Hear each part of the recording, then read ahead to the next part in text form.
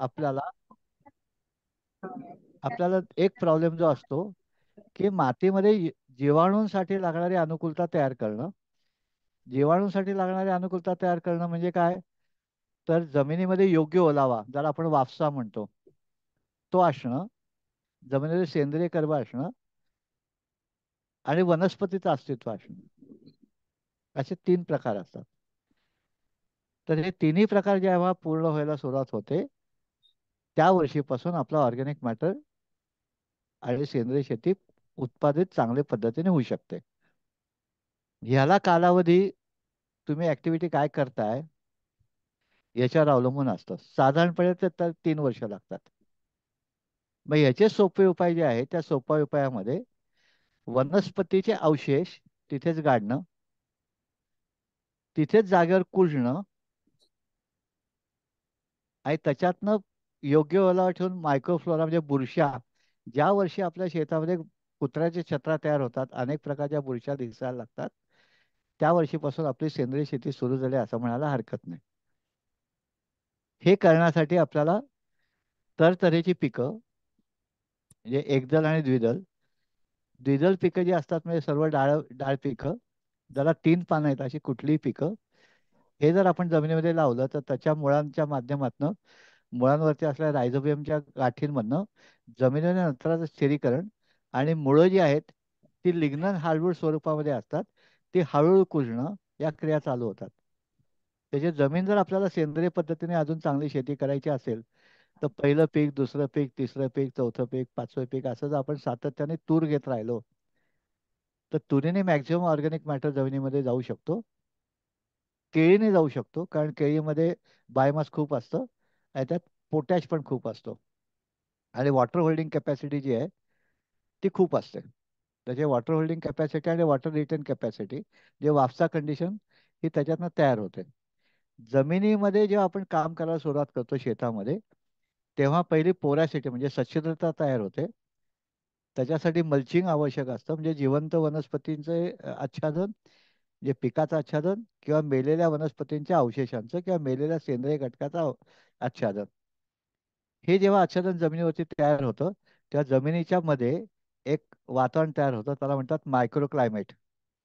आणि micro climate create the micro organism in the soil, जे दिसणारं गांडूळ, हे जेव्हा तयार व्हायला लागतं तेव्हा मातीची पोरॅसिटी म्हणजे सच्छिद्रता तयार होते यांच्या ऍक्टिव्हिटीमुळे. त्या काळामध्ये सेंद्रिय घटक जे काय आहेत, रॉ मटेरियल, ते कुजायला सुरुवात होते आणि कुजताना त्याच्यातनं डिंकासारखा पदार्थ बाहेर येतो आणि तो ते मातीचे कण एकमेकाला चिटकवतो, म्हणजे बाइंडिंग तयार होतं आणि तिथे एक घटक कुजून फिक्सेशन होतं. म्हणजे जे काय अन्नद्रव्य आहेत त्या वनस्पतींच्या अवशेषामधली किंवा त्या प्राण्यांच्या अवशेषामधली, ते तिथे स्थिरीकरण होतं, त्याला म्हणतात फिक्सेशन. म्हणजे त्याच्यातनं तयार होते सुपीकता, जे सच्छिद्रता, दुसरा भाग सुपीकता. सुपीकता तयार झाल्यानंतर जेव्हा आपण पीक लावतो त्या पिकाच्या मुळांमधनं सुटणाऱ्या स्त्रावावरती वेगळे मायक्रोफ्लोरा वाढायला सुरुवात होते आणि वेगळे मायक्रोफ्लोरा जे असतात ते कन्व्हर्शन करून अवेलेबल फॉर्ममध्ये आणतात. म्हणजे अवेलेबिलिटी जी आहे ती जमिनीमध्ये असणाऱ्या पिकांच्या गरजेनुसार सुटणाऱ्या स्त्रावांवरती नायट्रोजन रिलीज करणारे बॅक्टेरिया नायट्रोजन रिलीज करतात, फॉस्फेट रिलीज करणारे बॅक्टेरिया फॉस्फेट रिलीज करतात आणि ह्यांना लागणारे जे ऑर्गॅनिक मॅटर म्हणजे सेंद्रिय कर्ब कुजलेला जमिनीमध्ये असणं आवश्यक असतं. ओलावा, जमिनीत सेंद्रिय कर्ब आणि हवा, म्हणजे ॲरोबिक कंडिशन, ही जेव्हा तयार होते तेव्हा अवेलेबिलिटी वाढायला लागते. म्हणजे आपण जर पीक लावल्यानंतर फिक्सेशन जे झालेलं आहे, स्थिरीकरण झालेलं आहे, त्याचं कन्व्हर्शन होण्यासाठी झाडाने सोडलेले ऍसिड्स, सर्व प्राण्यांचे, सर्व सजीवांचे डिस्चार्ज ऍसिडिक असतात आणि त्याच्यामध्ये हे स्त्राव विरघळतात आणि बॅक्टेरिया वाढतात, फंगस वाढते आणि ते झाडाला अवेलेबल फॉर्ममध्ये आणून देते. नाहीतर ते पावसाच्या पाण्यावर वाहून जाते. त्याच्या निसर्ग नेहमी स्थिर करतो आणि स्थिराचं कन्व्हर्शन करतो. म्हणजे पहिली सच्छिद्रता, मग सुपीकता आणि मग उत्पादकता ही तयार होत जाते. ही तयार होत असताना जर आपण वनस्पतींचे अवशेष, पूर्वीची पूर्वजांची प्रथा अशी होती की कणीस माझं, मधलं झाड पूर्ण माझ्या गुरांचं, गुरांचं शेण परत येतात आणि मुळं मातीची. साधारण हे प्रमाण 30% किंवा 40% वरचं धान्य आणि 70% झाड आणि मुळं. आता शेतामध्ये काहीच परत जात नाही. कारण शेती पद्धतीमध्ये शिकवताना जमिनीतले पिकांचे अवशेष काढून नष्ट करा असं शिकवलं गेलं. का नष्ट करा असं सांगितलं गेलं तर त्याच्यामध्ये मातीमधल्या वनस्पतींच्या अवशेषांमध्ये किडीचे अ, अवशेष म्हणजे अंडी असेल समजा भाताचं पीक आहे. भाताच्या खोडामध्ये आणि मुळांच्या तिथे खोडकिडा नावाचा कीटक जो भाताचा मुख्य शत्रू आहे तो तिथे राहतो आणि अनुकूलता मिळाल्यानंतर वाढायला लागतो. तर हे जे आहे ते नष्ट करण्यासाठी तेव्हाचं तंत्र जे उपलब्ध होतं ते अवशेष काढून नष्ट करा. आता तंत्र बदललंय पण आपण तेच करतोय. आता आपण फर्मंट ट्रॅप वापरतो, बीज प्रक्रिया करतो किंवा त्या भाताच्या रोपवाटिकेमध्ये सिलिकॉन वाढवतो. ते सिलिकॉन वाढवण्यासाठी भाताच्या तोसाची राख घालतो. असे वेगळे पर्याय आपल्याला उपलब्ध झालेत विज्ञानामुळे. ते वापरून जमिनीमधला सेंद्रिय कर्ब म्हणजे मुळांचे अवशेष तिथेच कुजवणं हे आवश्यक असतं. आता कुजवताना हे अवशेष जे आहेत ते नांगराला अडचण देतात. म्हणून ट्रॅक्टरवाला किंवा नांगर असेल तर तो सांगतो साहेब हे आपल्याला पहिलं काढायला लागेल. तसे जमिनीमध्ये अवशेष परत रिटर्न जात नाहीत. माझ्याकडे गुरं असेल तर मी शेण माझं समजा अलिबाग पट्ट्यामध्ये लोक असेल तर ते शेण मी नारळ सुपारीच्या बागावाल्यानं विकून टाकतो. नाशिक भागात असेल तर द्राक्षवाल्यानं विकून टाकतो. हे माझ्या शेतातले अवशेष माझ्या शेतात परत जातच नाहीत. समजा मी भात लावलाय त्या भाताचं साल हे गिरणीकडे जातं. ज्या सालामध्ये सिलिकॉन रिच आहे आणि ते सिलिकॉन माझ्या शेतात जात नाही. म्हणजे स्वच्छता तयार होत नाही आणि सिलिकॉनमुळे येणारी कणखरता पिकामध्ये ती तयार होत नाही. मग हे जेव्हा त्याचं तंत्र बदललं की भातात तुसाची राख शेतात घालायला सुरुवात झाली, भाताचा पेंडा शेतात घालायला सुरुवात केली, हे सगळं आपण जर करू शकलो तर आपल्याला जमिनीतला सेंद्रिय कर्ब वाढतो आणि जमिनीतली पिकं वाढायची सुरुवात होते, चांगली होते. सशक्त पिकं सुरू होतात. आता गंमत अशी आहे की सशक्तता म्हणजे गुणवत्ता, चव, रंग, गंध, रुची आणि उत्पादन. आपण जेव्हा खूप उत्पादनाचा विचार करतो तेव्हा गुणवत्ता कमी होते आणि गुणवत्तेचा विचार करतो तेव्हा उत्पादन कमी होतं. मला नक्की काय पाहिजे? गुणवत्ता पाहिजे का उत्पादन पाहिजे? हे मला ठरवायला लागेल. हाय हाय क्वालिटी ही अशक्य गोष्ट असते. जोपर्यंत मातीमध्ये सेंद्रिय कर्बाचं प्रमाण 2% होत नाही तोपर्यंत वनस्पती ऑप्टिमम लेवलला उत्पादन देऊ शकत नाही. या ऑप्टिमल लेवलला उत्पादन देण्यासाठी जसं मातीमधलं सेंद्रिय कर्ब आवश्यक असतो त्याचप्रमाणे वातावरण सुद्धा तेवढंच आवश्यक असतं. वनस्पतींची वाढ 96% नैसर्गिक घटकातून होत असते. म्हणजे हवेची गुणवत्ता, पाण्याची गुणवत्ता, हवेतल्या वायूंचं योग्य संतुलन आणि मातीमध्ये असलेला वाफसा या सगळ्या गोष्टींवरती आणि सूर्यप्रकाशाचा कालावधी आणि तापमान याच्यावरती वनस्पती वाढत असतात. तशा त्या वनस्पती आपण योग्य हंगामाच्या योग्य काळात लावल्या तर त्याच्यातनं उत्पादन वाढू शकतं. हे सगळं आपल्याला कळायला वातावरण आपल्या शेताचं मायक्रो क्लायमेट तयार करण्याकरता बफर झोनमध्ये चारी बाजूला झाडं लावून त्याच्यातनं आपलं वातावरण चांगलं तयार करून जमिनीतला सेंद्रिय कर्ब वाढवून हे सगळं करायला साधारण 3 वर्ष लागतात. त्याची सेंद्रिय शेतीची सुरुवात कन्सिस्टन्सी म्हणजे सातत्याने आपण करत राहिलो तर 3 वर्षांनी ते रिझल्ट द्यायला सुरुवात करते. ओके, पुरेसं आहे उत्तर. ठीक आहे. प्रश्न कोणाचा होता? माझा होता सर. बरोबर. हा, मिलिंद सॅटिस्फाय देवगड. आहे. आपण कुठले आहात? मी इथे मुंबईत आहे राहायला आणि शेती देवगडला करतो. बर, छान. सिंधुदुर्ग जिल्हा. मग देवगडला सड्यावरती हो हो हो, मग बरोबर. कातळ जमीन पूर्ण. कातळावरती आता हो कातळावरती गवत खूप कमी उगवतं आणि हो, ते सॉइल इरोजन होऊन सगळी माती वाहून गेल्या. बरोबर. ही माती तयार करणं ही आपली जबाबदारी आहे. आता काय झालं की आपण तिथे गुरं चारली आणि तिथली जी झुडपं होती जी काय निसर्गाने वाढवली ती ती कापून आपण नष्ट केली. म्हणजे तिथे पडणारं लाकूडही नष्ट झालं आणि आंब्याची छाटणी करण्याची पद्धत ज्या ठिकाणी सुरू झाली तिथे ते लाकडं जर जमिनीमध्ये कुजली असेल तर जमिनीची सुपीकता वाढत जाते आणि स्वच्छता वाढत जाते. आणि आपण खड्डे घेऊन झाडं लावली आहेत. त्या खड्ड्यामध्ये एरिएशन वाढण्याच्या दृष्टिकोनातनं ते खड्डे केल्यानंतर ब्लास्ट केलेत का? म्हणजे पाण्याचा निचरा होतो का? जर पाण्याचा निचरा नसेल तर मुळांभोवती अरेबिक कंडिशन ब्रेक होते आणि मग ते मुळांची वाढ नीट होत नाही. त्याच्या या सगळ्या बाबी ज्या आहेत, या बाबतीत ब- आपलं आपलं लोकेशन काय आहे, आपण समुद्र सपाटीपासून किती उंच आहोत, तिथे कातळ आणि मातीचं प्रमाण किती आहे, कातळ कशाचं आहे, आणि पीएच काय आहे, आणि मी न्यूट्रिएंट मॅनेजमेंट करण्याकरता जे काय त्याला फिलिंग करतोय त्याच्यातनं पीएच बदलतोय का, ह्याच्या वेगळ्या बाबती त्याच्यावरती प्रभाव टाकत असतात. म्हणजे हवेमधलं, समजा आंबा असेल तर आंब्यालाच देवगडमध्ये सॉल्ट स्ट्रेस येतो खूप. जे समुद्राच्या वाऱ्यामधनं येणारी खारं वातावरण, तसे आंब्याचा मोहर लवकर येतो. आणि समुद्राच्या खाऱ्या हवेमुळे रोग कमी असतात. आता तिथे तुडतुड्याचं नियंत्रण करण्यासाठी मी जर केमिकल फवारली तर परागीभवन करणारे कीटक कमी होतात. दुर्दैवाने आम्हाला विद्यापीठाने कधी शिकवलं नाही की तुडतुड्याचं नियंत्रण नैसर्गिक पद्धतीने कोण करतं आणि त्याची होस्ट प्लॅन्ट काय आहेत.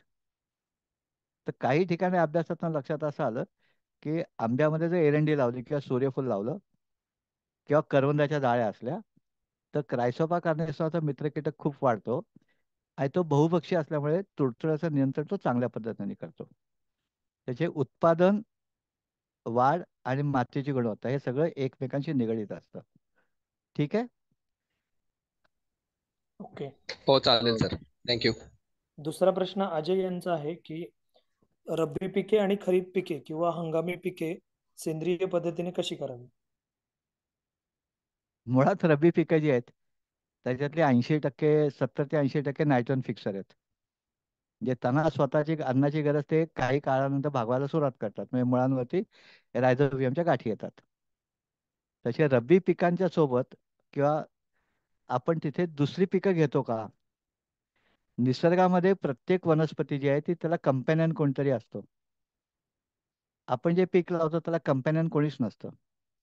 ट्रॅप क्रॉप नसतो. आणि जमिनीमध्ये वापसा कंडिशन नसते, कारण आपण पाणी फ्लड पद्धतीने देतो, त्याचे वापसा कंडिशन मोडीत निघते. तर रब्बी पिकं घ्यायची असेल तर शेताचे पिकाची रचना जी आहे, क्रॉप पॅटर्न ज्याला म्हणतात, तो पूर्वजांचा असा होता: खरीपामध्ये एकदल आणि द्विदल, रब्बीमध्ये द्विदल आणि भाज्या, आणि उन्हाळ्यामध्ये तेल पिकं किंवा मूग. म्हणजे जमिनीची सुपीकता आणि उत्पादकता टिकवून ठेवणं आणि उपलब्ध पाण्याचा, उपलब्ध वातावरणाचा वापर करून जास्तीत जास्त पीक काढणं. म्हणजे तेल पिकातनं माझ्या जमिनीतल्या आपण त्याला म्हणू गंधकाची गरज पूर्ण होऊ शकते. नायट्रोजनची गरज कडधान्यात होऊ शकते. आणि एकदल पीक जे आहे त्याच्या पुऱ्या एकदलाच्या झाडामध्ये सिलिका खूप आहे आणि कार्बन खूप आहे, त्याच्यात ते कुजायला खूप वेळ घेतं. ज्याच्यात नायट्रोजन जास्त आहे ते कुजायला लवकर कुजतं. त्याला म्हणतात खतामध्ये CN ratio, carbon nitrogen ratio. तर माझ्या खतामध्ये कार्बन आणि नायट्रोजन किती आहे, तेल पिकांचे अवशेष किती आहेत, ते शेतामध्ये जागेवर कुजतायत का, हे असेल तर रब्बी पिकं चांगली येतात. आणि ज्याला 3 पानं आहेत त्या बहुतेक वनस्पती नायट्रोजन फिक्स करतात. आणि त्याच्यावर नायट्रोजन जास्त झाला तर नवीन शेंडे येतात, त्याच्यावर मावा येतो. मग मावाचं नियंत्रण मी केमिकल पद्धतीने करतोय का चिकट सापळे वापरून करतोय, लेडीबर्ड बिटलला आमंत्रण देऊन लेडीबर्ड बिटलच्या माध्यमातून करतोय, म्हणजे ट्रॅप क्रॉप लावतोय, असं असेल तर रब्बी पीक चांगलं येऊ शकतं. ठीक आहे. प्रश्नाचं उत्तर पुरेसं आहे का ओके. अजून काही हवं हो आहे? सर, हो सर, कळालं सर. हो सर. Thank you sir.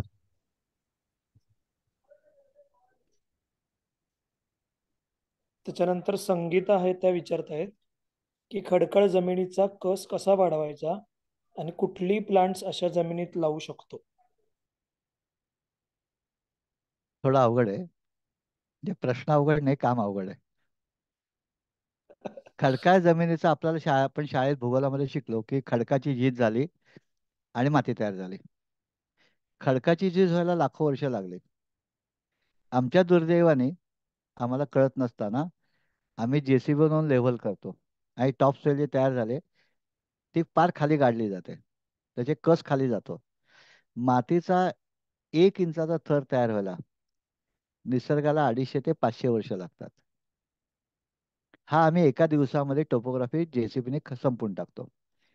आणि मातीचं रूपांतर, सुपीक मातीचं रूपांतर अनफर्टाईल सॉइल मध्ये करतो. पोरॅसिटी ब्रेक झाली, सुपीकता ब्रेक झाली, सच्छिद्रता कधीच संपली.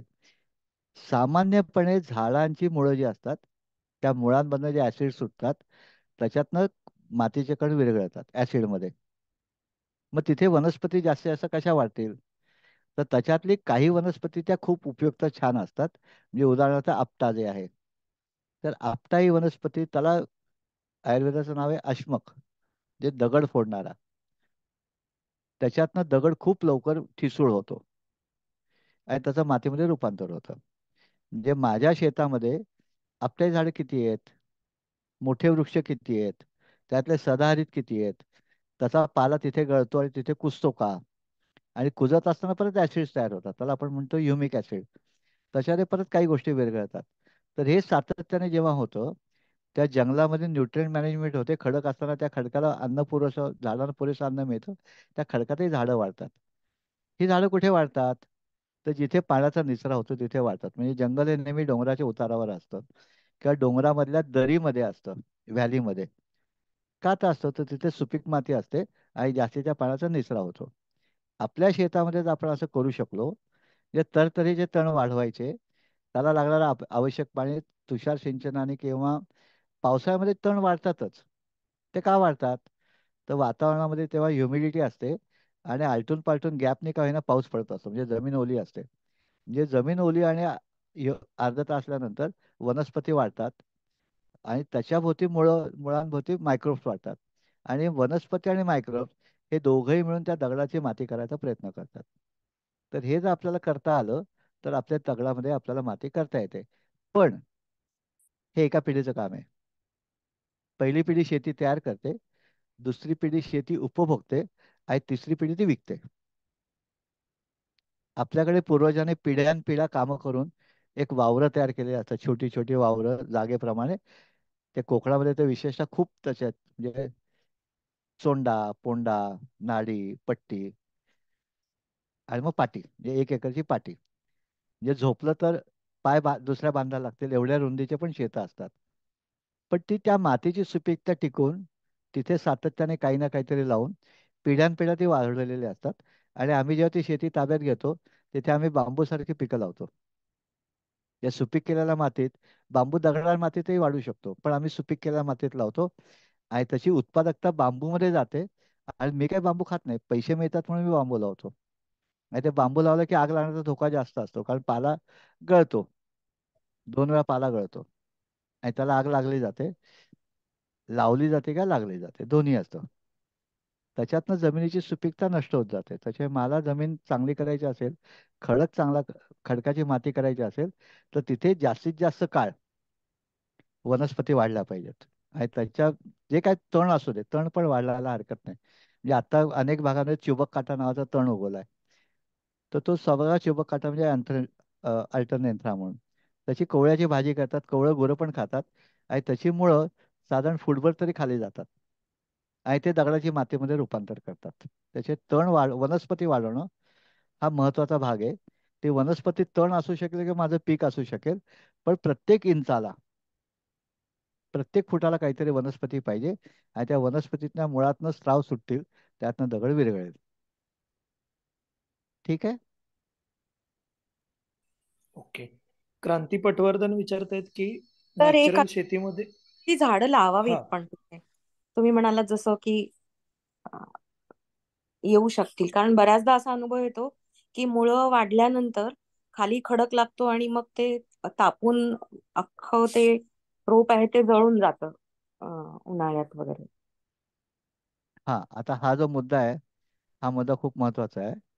विशेषतः ज्या मातीची खोली 2 फूट 3 फूट आहे, तिथे मुळं खाली टेकल्यानंतर ती मरतात आणि मग झाड मरू शकतं. साधारण ही प्रक्रिया 6 ते 8 वर्षानंतर सुरू होते. मग तिथे मला सिंचन देता येईल का?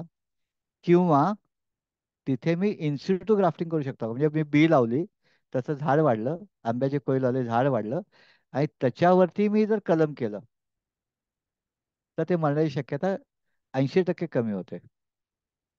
कारण आपण जी कलमं लावतो त्याला सोटमूळ नसतं, सरफेस रूट्स असतात आणि मूळ नेहमी पाणी शोधत खाली जातं.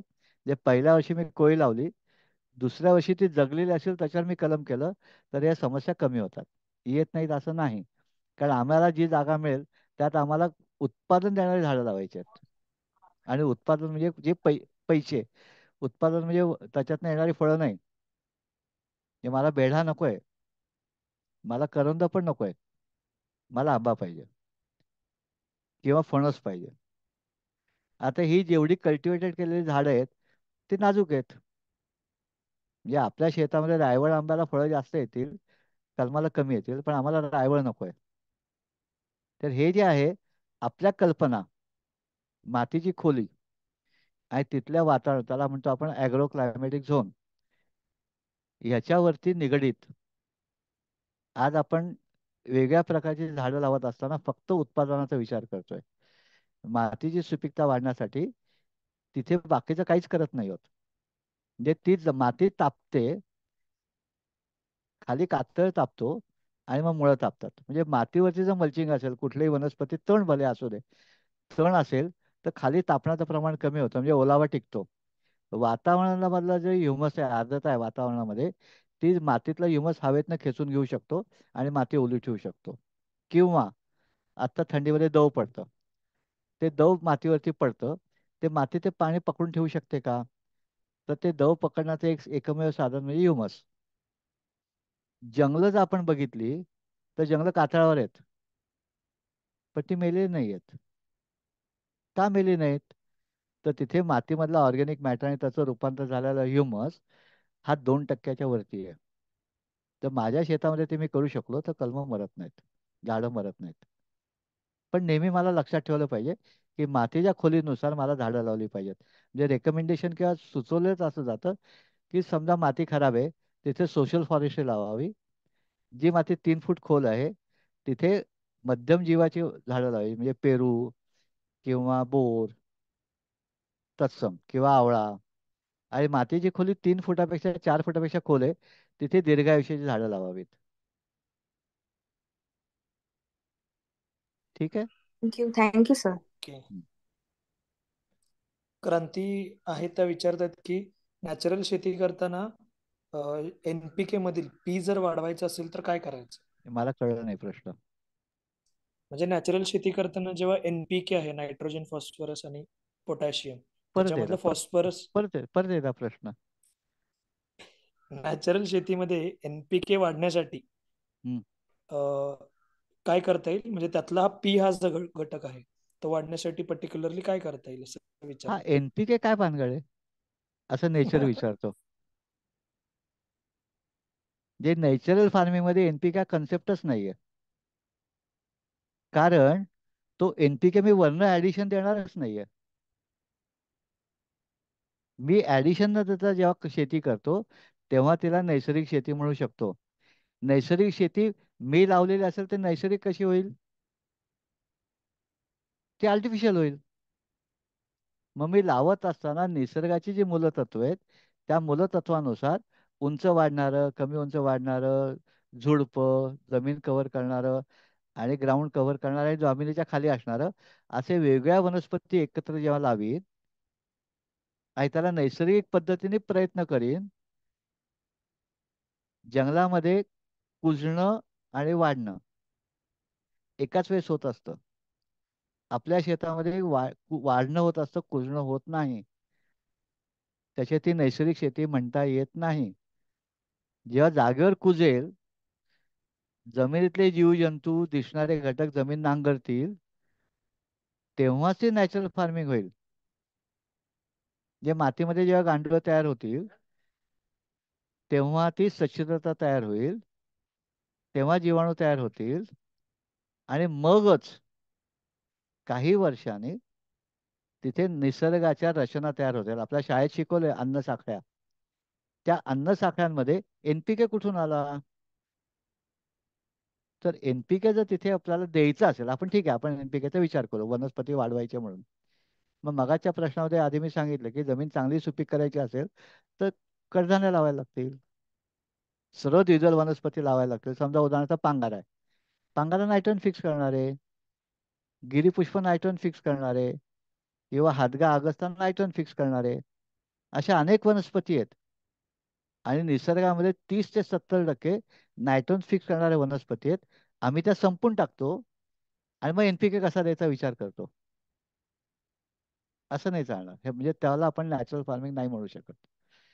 ही नॅचरल फार्मिंगच्या दिशेने जाणारी रचना समजू शकतो. आणि निसर्गाच्या रचना आहेत ते मल्टिरियल मल्टीक्रॉपिंग आहेत, म्हणजे वेगळ्या उंचीवरची वेगळ्या वनस्पती.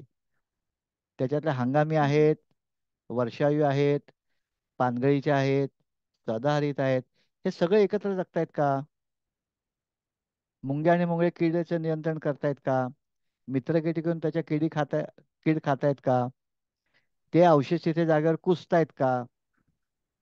आपल्या डोक्यामध्ये जाम भानगड आहे, प्रॉब्लेम आहे, की आपण नॅचरल म्हणजे हे सगळं मी करणार, आम्ही त्याला नॅचरल म्हणणार.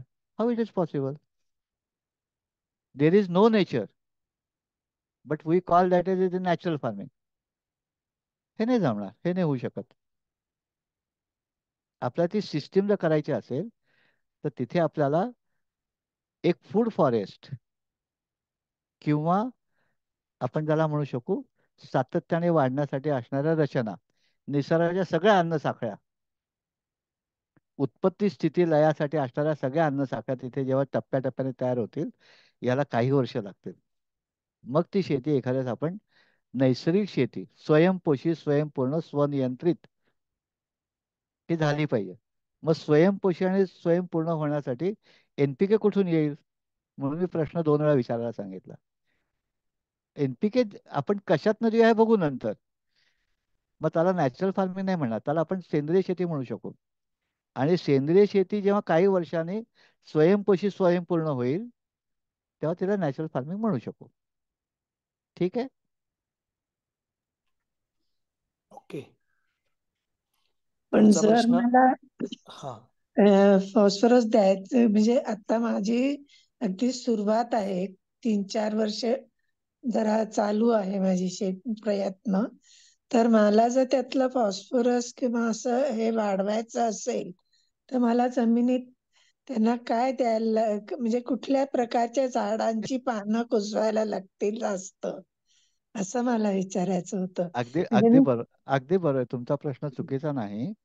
पण तुमच्या हम्म, मनामध्ये जो गोंधळ आहे, तुम्ही गोंधळ अजून वाढवला किंवा कमी करायचा प्रयत्न केला, की तिथे फॉस्फरस हा तुमच्या मनात आलेली कल्पना आहे. निसर्गामध्ये फॉस्फेट अवेलेबल करणाऱ्या असंख्य गोष्टी आहेत. आणि निसर्गामधला एक बेसिक कन्सेप्ट आता विज्ञानाने मान्य केलेला आहे, त्याला म्हणतात बायो कन्व्हर्शन. जे जीवाणूंच्या मध्ये अशी ताकद असते की जे नसलेला घटक ते तयार करून देऊ शकतात. हम्म, मग हे तयार होण्यासाठी निसर्गातल्या अनेक वनस्पती तिथे अस्तित्व पाहिजे.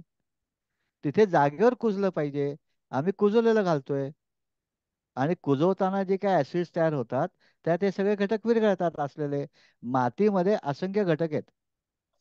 त्या मातीमधल्या जे खनिज, त्या खनिजाप्रमाणे तिथे ती वनस्पती वाढते. त्याला आपण म्हणतो ॲग्रोक्लायमॅटिक झोन.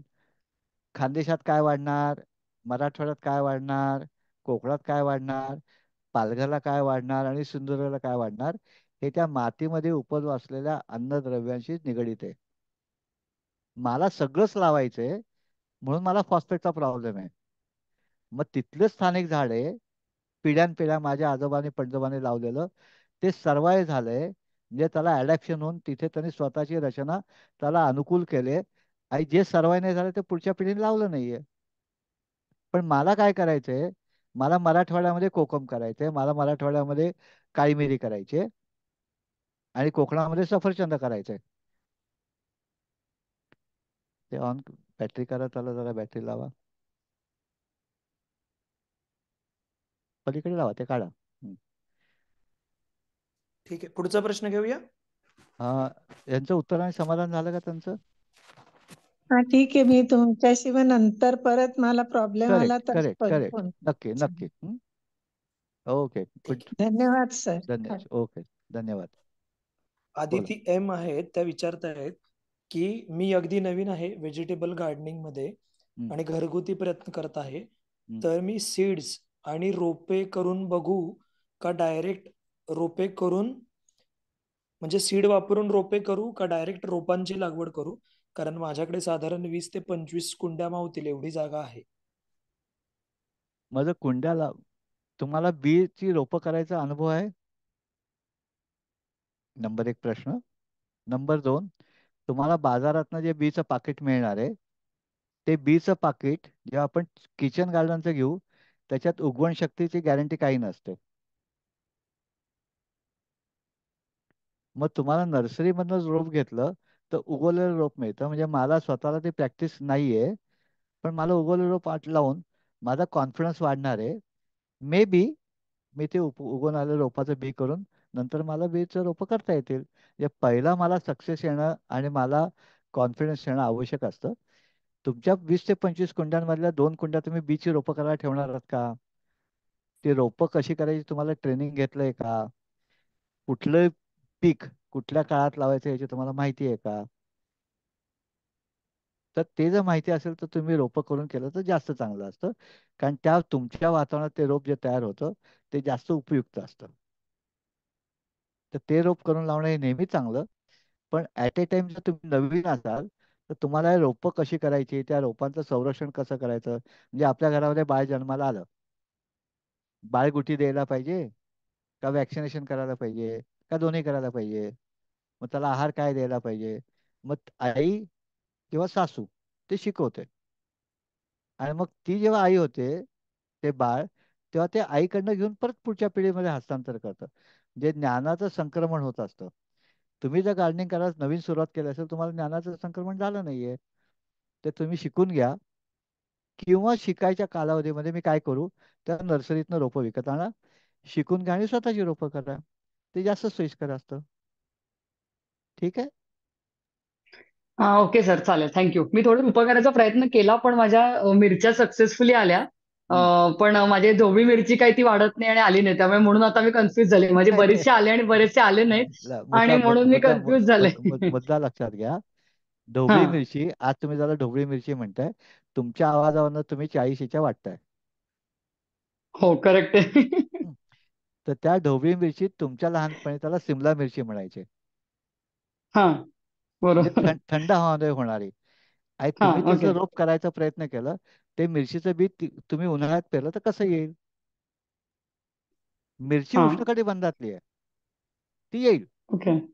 हा, आणि रोप उगवलं त्याला फुलं फुलं येणार नाहीत, कारण त्याला थंडी आवश्यक आहे, तीच नाहीये.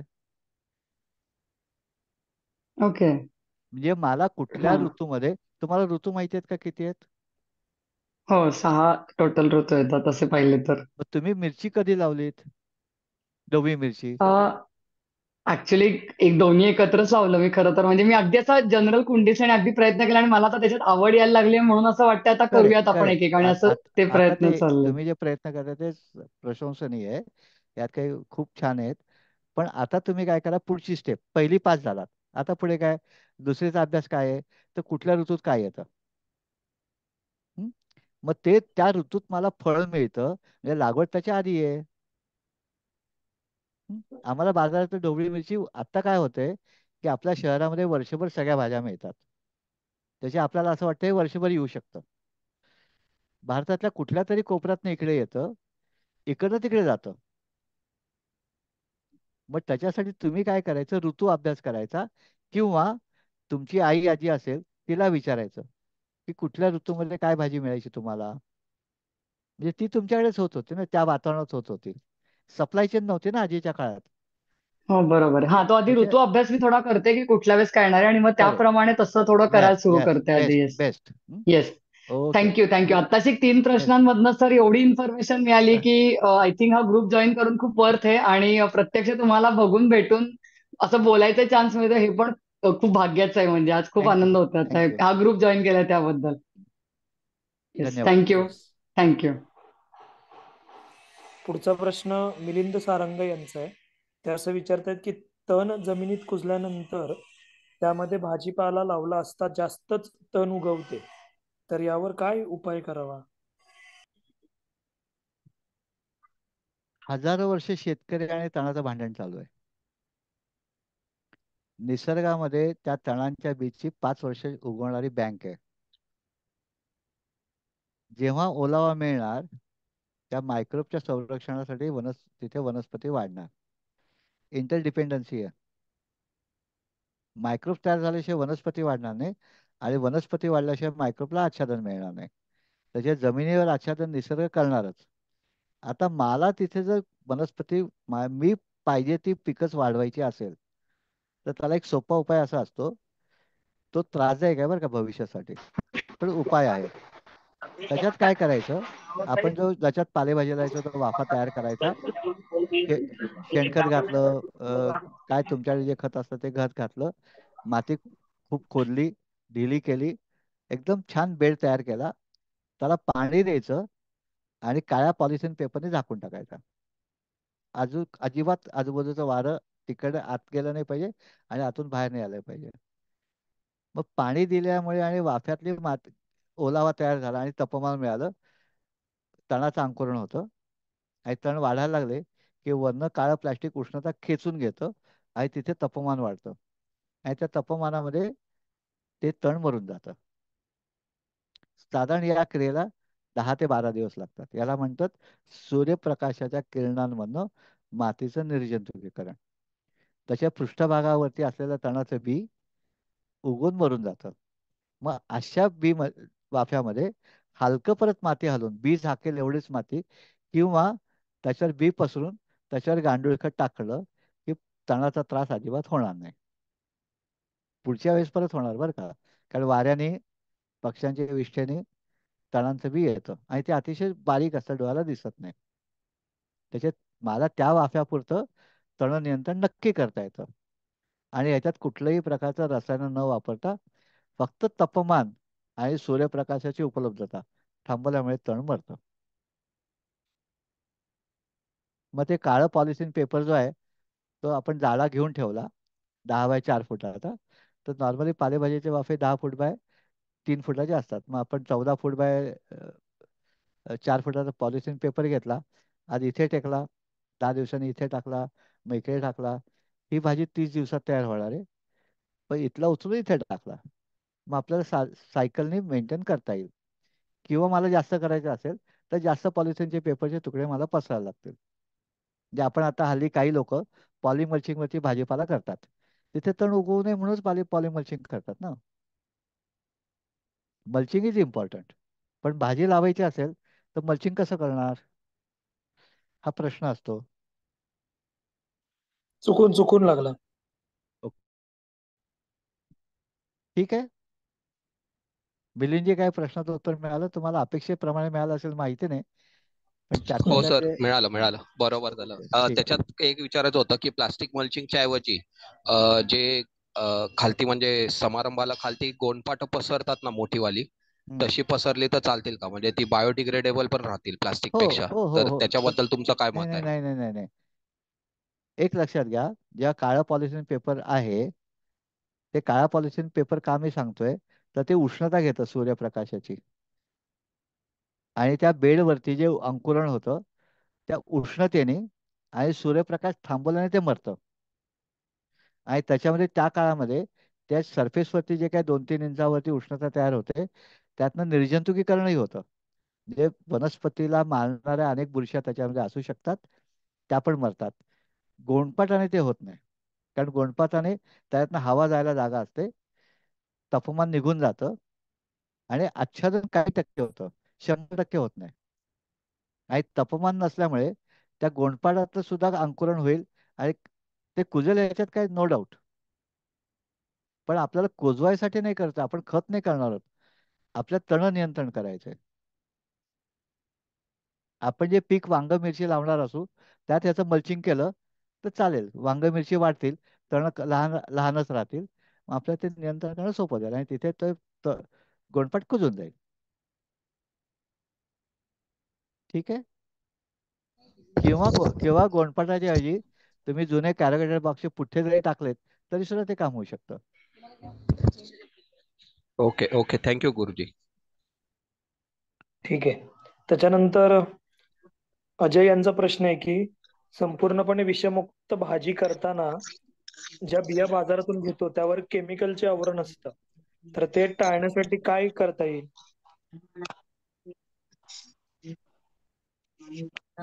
सोपं उत्तर आहे, देशी बियाणे जे विकतात त्यांच्याकडनं बी घेणं.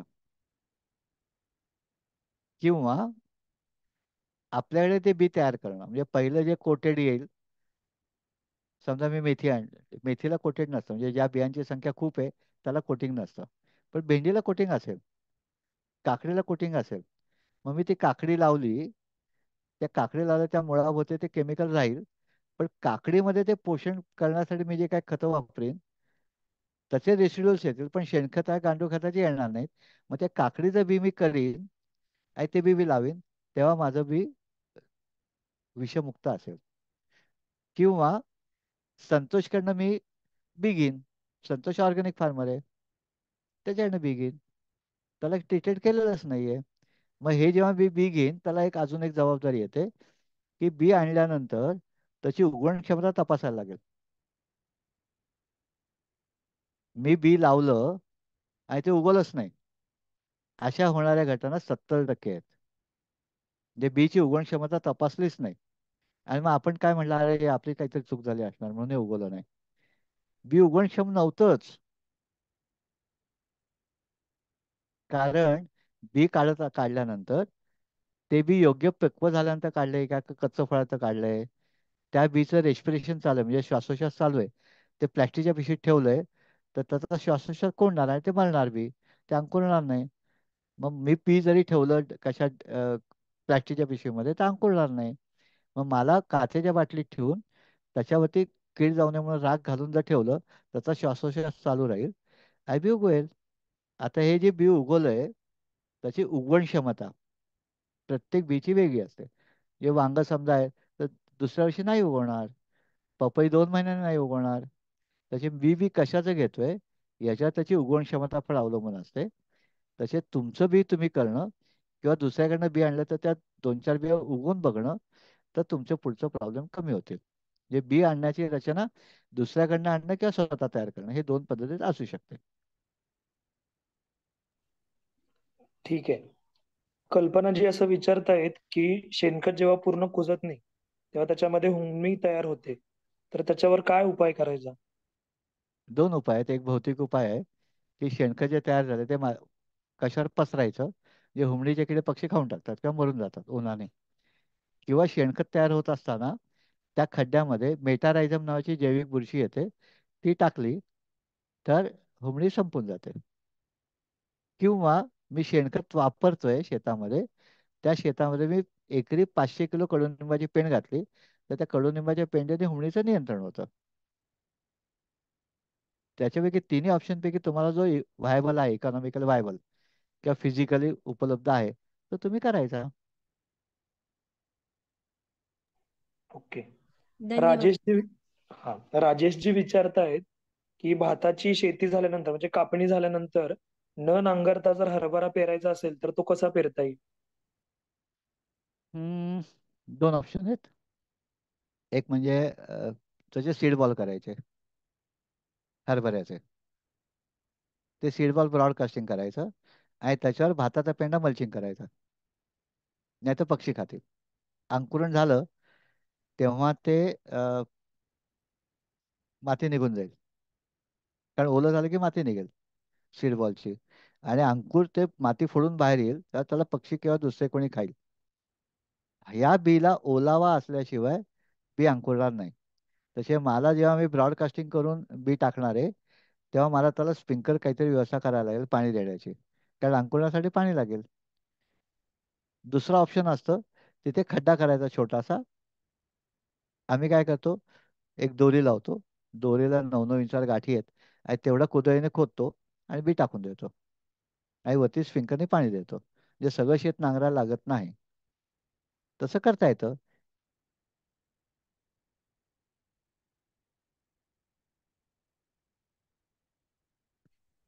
ठीक आहे. सर मीच प्रश्न विचारला होता, एक 2च मिनिटात.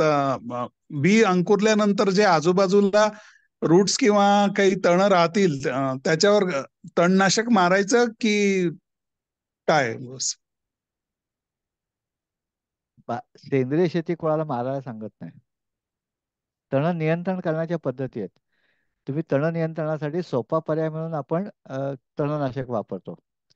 मग ह्याच्याऐवजी समजा आपण तण उगवणारच आहे, कारण ते मातीची महत्वाची गरज आहे. नाहीतर ती माती एक्सपोज झाली तर तिथे ओलावा उडून जाईल आणि हरभरा वाढणार नाही. तर आपण काय करू शकतो, सगळ्यात तणनाशकाचा सोपा उपाय म्हणून नांगरलं. आपण नांगरायचं नाही हे ठरवलं तर तण हरभरा लाईनीत लावू आणि मधल्या लाईनमध्ये ब्रश कटरने गवत कापून टाकू. एकदा हरभरा वाढायला लागला त्याच्यामध्ये ऍसिड्स आहेत, त्याच्यावर आम असते, खाट असते. ते खाली जेव्हा गळतं त्याच्या तण तिथे कमी होतो. ते ऍसिड त्यांनी स्वतः तयार केलंय बाकीच्याला आपल्याला स्पर्धा होऊ नये म्हणून. तर तिथे मग ते पहिल्यांदा आपण काळजी कधी घेतली तर शिशु अवस्थेमध्ये किंवा बाल अवस्थेमध्ये. म्हणजे त्याच्या बाल अवस्थेमध्ये जर आपण तणाचं नियंत्रण केलं, नियंत्रण डिविडिंग नाही, म्हणजे उंची कमी केली, हे हरभरा हरभरा वाढायला लागेल आणि तण बारीक असेल मग चालेल, त्याला प्रकाशाला स्पर्धा होणार नाही पण मॉइश्चर मातीतलं मेंटेन राहील. असे आपण रचना करू शकतो. ते फिजिकली तुम्ही गवत कापू शकता का, हा महत्वाचा मुद्दा आहे. मोठं शेत असेल, मला 10 एकरवरती चणा लावायचा आहे, तर तुम्हाला दुसरा पर्याय नाही तणनाशक वापरल्याशिवाय. पण 10 एकर का करायचं हा महत्वाचा मुद्दा आहे. कारण एकच पीक जर आपण घेतलं तर तिथे जमिनीचं वाटोळ होणार आहे. त्याला मोनोक्रॉपिंग म्हणतो आपण. तर मोनोक्रॉपिंग हे निसर्ग शेतीमध्ये किंवा सेंद्रिय शेतीमध्ये कमीत हे मान्यच नाहीये. कारण सेंद्रिय शेतीचे बेसिक आहे बायोडायव्हर्सिटी, निसर्गाचं बेसिक आहे बायोडायव्हर्सिटी. ठीक आहे धन्यवाद काका. सर. येस, सगळे प्रश्न झालेत आणि 7 पण वाजलेत. तुम्हाला जर काय बोलायचं असेल तर आपण कन्क्लूड करूया थोडं, तुम्ही काय सांगायचं असेल. ओके. तुम्ही सगळेजण या चर्चासत्रात सहभागी झालात, सगळ्यांचे धन्यवाद. सगळ्यांची उत्सुकता जी होती त्या उत्सुकतेमधनं असं दिसतंय की सगळे 5 वर्षाच्या आतले शेतकरी आहेत आणि ते काहीतरी नवीन शिकायचा विचार करतायत. जे willing to thought, then willing to change and then willing to work. माझं ज्ञान जे आहे ते वाचतात लंगडी गाय शाणे एवढंच आहे. म्हणजे मी काही खूप मोठा तज्ज्ञ आणि त्याच्यामधला प्रचंड मोठा अभ्यासक असं काही नाही. तुमच्यापेक्षा थोडंसं जास्त माहिती आहे. का माहिती आहे, तर मी तुमच्या आधी सुरुवात केली म्हणून मला अनुभव आला. आता अनुभवाची देवाणघेवाण करण्यासाठी आम्ही हे कार्यक्रम करतो.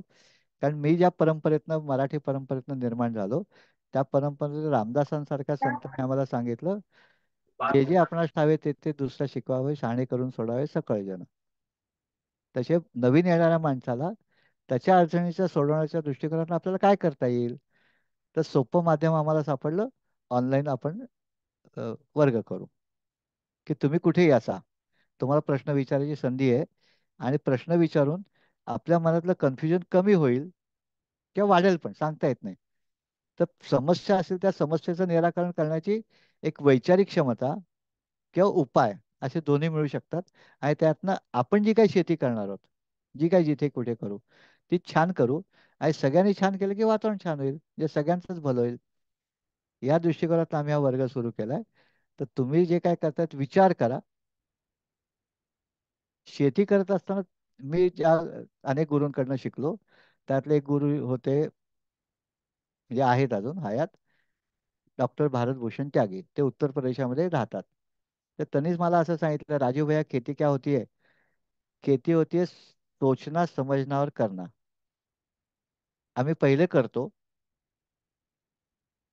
सोचना समजना, सोचतच नाही, विचारच करत नाही असं का करायचं ते. आणि सोचना, मी शेती का करतोय, उद्देश काय, हे माहिती नाही.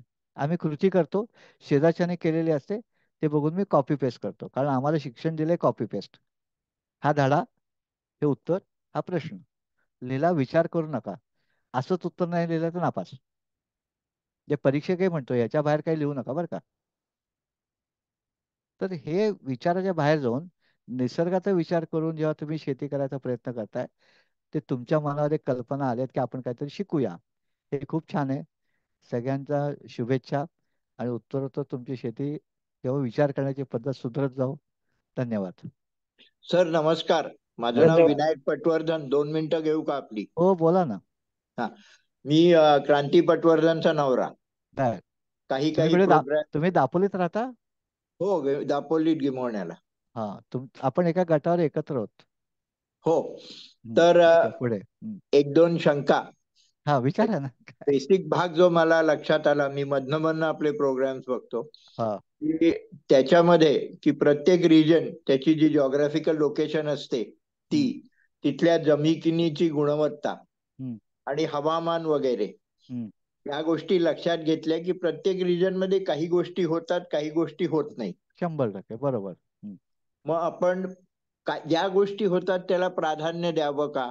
काही द्यावं वेळेला ते प्रयत्न द्यावं. चालू असतात की बाबा इथे होत नाही ते सुद्धा करावं, तर नाही नाही. त्याच्या मागे लागावं का? हे एक भाग विचारायचा होता. हा म्हणजे मीच ते करतो म्हणून. आता याच्यातला तुमच्या प्रश्नाचं उत्तर तुम्हीच दिलंय खरं म्हणजे, पण मी सांगतो की माझ्या वाडवडिलांनी जिथे यशस्वी केलं त्यातल्या मातीची गुणवत्ता आपण बदलू शकतो, बरोबर. हवामान बदलू शकत नाही. हम्म.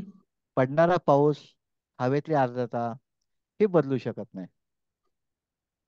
आता ही बदलण्याची ऐवजी तिथे परंपरेने काय वाढलंय ते अजून चांगलं कसं करता येईल, हा पहिला भाग.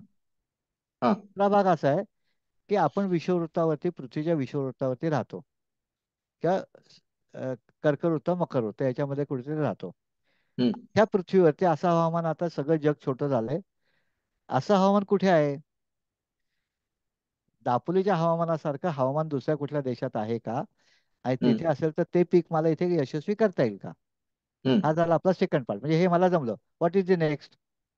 हे प्रयत्न करू.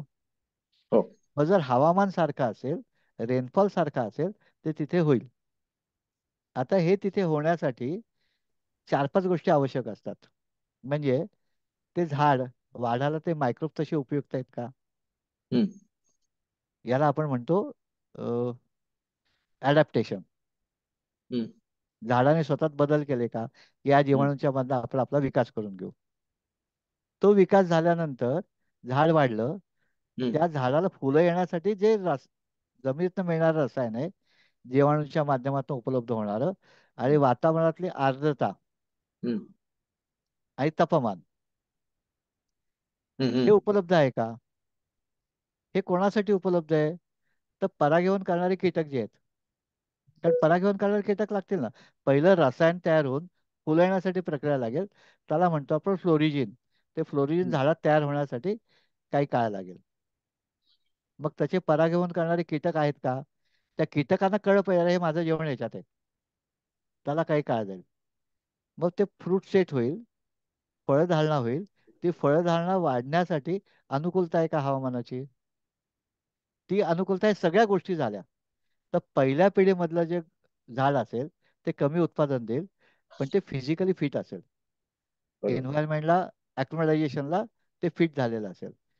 म्हणजे आपण एखाद्या हिमालयात गेलो तर 10,000 फुटीवर उंचीवरती आपण 2 दिवस राहायला पाहिजे, म्हणजे आपण त्या वातावरणाशी सुसंगत होऊ, नंतर वरती जाऊ. तसं हे पहिलं झाड जे जगलं आपल्याकडे, तसं बी मी केलं तर त्या बीला त्या झाडाने ज्ञान दिलेलं असतं आपला विकास इथे कसा होईल. ते बी मी लावलं तर पहिल्या झाडाला समजा 10 फळं आलेत, ह्याला 50 येतात. आणि ह्याचं बी तिसऱ्यांदा लावलं तर त्याला ते वातावरणाशी सुसंगत झालं, तिसरी पिढी तिथे सर्वाईव्ह होते. हे पेशन्स माझ्याकडे आहेत का? आणि हे निरीक्षण मी नोंदवू शकतो का? ही समस्या आहे. मग हे सगळं काम विद्यापीठ करत असतं. तुमच्या नशिबाने तुम्हाला लागून विद्यापीठ आहेत, त्यात चांगली नोकरीसाठी नोकरी करणारे आणि ज्ञानार्जन करून ज्ञान वाटणारे असे दोन्ही लोक तिथे आहेत. तुम्ही शोधा तुम्हाला मदत करणारा कोण आहे. त्याच्या मदतीने दापोली ही बुद्धिमत्तांची खाण आहे. मुळात रत्नागिरी जिल्हा 3 भारतरत्न दिले तो. म्हणजे प्रचंड बुद्धिमान लोक आहेत. आता बुद्धिमत्तांमध्ये समस्या काय? प्रत्येकाचा इगो आहे. तो इगो इगो कुरवाळून तुमचं ध्येय तुम्ही साध्य करू शकता. धन्यवाद सर, खूप ठीक आहे, उत्तर मिळालं. सांगितलं. येस, धन्यवाद काका. आपण करूयात धन्यवाद. आजच्या समारोप. थँक्यू. व्हिडिओ नाही. धन्यवाद. धन्यवाद. धन्यवाद सर, गुड धन्यवाद. नाईट. धन्यवाद गुड सर. नाईट. धन्यवाद सर.